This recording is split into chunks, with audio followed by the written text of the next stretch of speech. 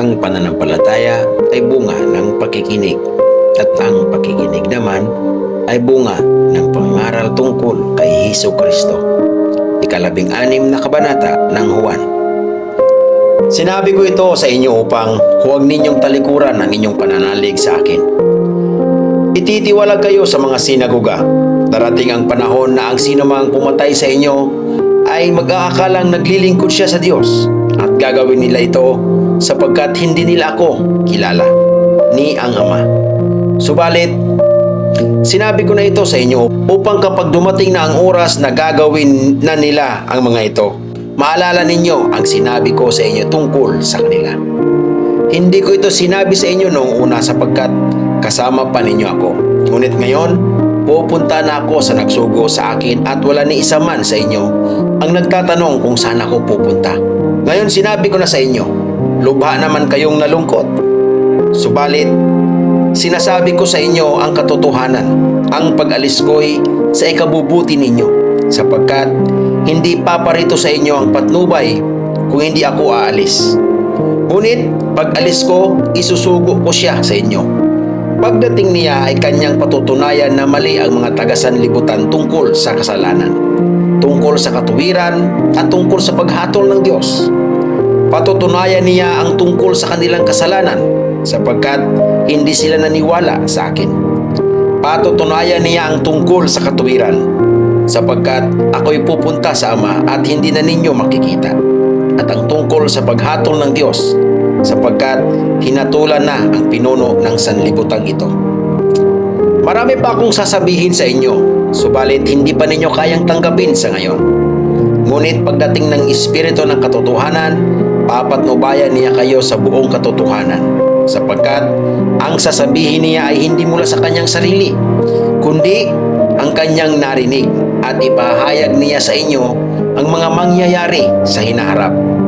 Pararangalan niya ako sapagkat tatanggapin ng Espiritu mula sa akin ang ipahayag niya sa inyo. Ang lahat ng nasa Ama ay sa akin. Kaya ko sinabing tatanggapin ng Espiritu mula sa akin ang ipahayag niya ito sa inyo. Kaunting panahon na lamang at hindi na ninyo ako makikita at pagkaraan ng kaunting pang panahon, ako inyong makikitang muli. Nag-usap-usap ang ilan sa kanyang mga alagad. Ano kaya ang ibig niyang sabihin? Ng kaunting panahon na lamang at hindi na natin siya makikita. At pagkaraan ng kaunting panahon ay makikita natin siyang muli. Sinabi pa niya, sapagkat ako'y pupunta sa Ama. Ano kaya ang kahulugan ng kaunting panahon na lamang?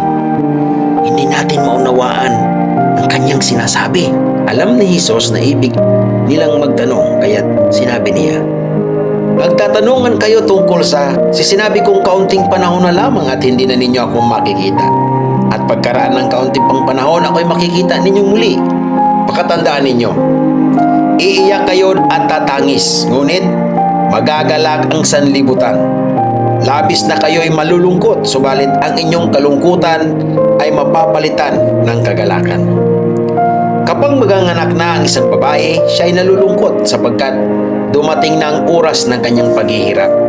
Ngunit, pagkapanganak niya, nakakalimutan na niya ang kanyang paghihirap sapagkat nagagalak siya dahil sa pagsilang ng isang sanggol sa sanlibutan. Ngayon din naman, nalulungkot kayo ngayon. Ngunit, muli ko kayong makikita at mag-uumapaw sa inyong puso ang kagalakang hindi maagaw ni numan. Sa araw na iyon, hindi na ninyo kailangang humingi sa akin. Pakatandaan ninyo, anumang hingi ninyo sa Ama sa aking pangalan ay ibibigay niya sa inyo. Hanggang ngayon wala pa kayong hinihingi sa Kanya sa aking pangalan. Humingi kayo at kayo'y tatanggap upang malubos ang inyong kagalakan. Ang mga ito'y sinasabi ko sa inyo ng patalinghaga, subalit darating ang panahon na hindi na ako magsasalita sa inyo sa ganitong paraan. Tuwiran ko nang sasabihin sa inyo ang tungkol sa Ama. Sa araw na iyon ay hihingi kayo sa Kanya sa aking pangalan. At hindi ko sinasabing ako mismo ang hihiling sa Ama para sa inyo. Mahal kayo ng Ama sapagkat ako'y minahal ninyo at naniwala kayo na ako'y mula sa Diyos. Ako nga'y nanggaling sa Ama at naparito sa sanlibutan. Ngayon aalis na ako sa sanlibutan at babalik na sa Ama. Sinabi ng kanyang mga alagad, "Ngayon po'y tuwira na ang inyong pangungusap sa amin at hindi na patalinhaga.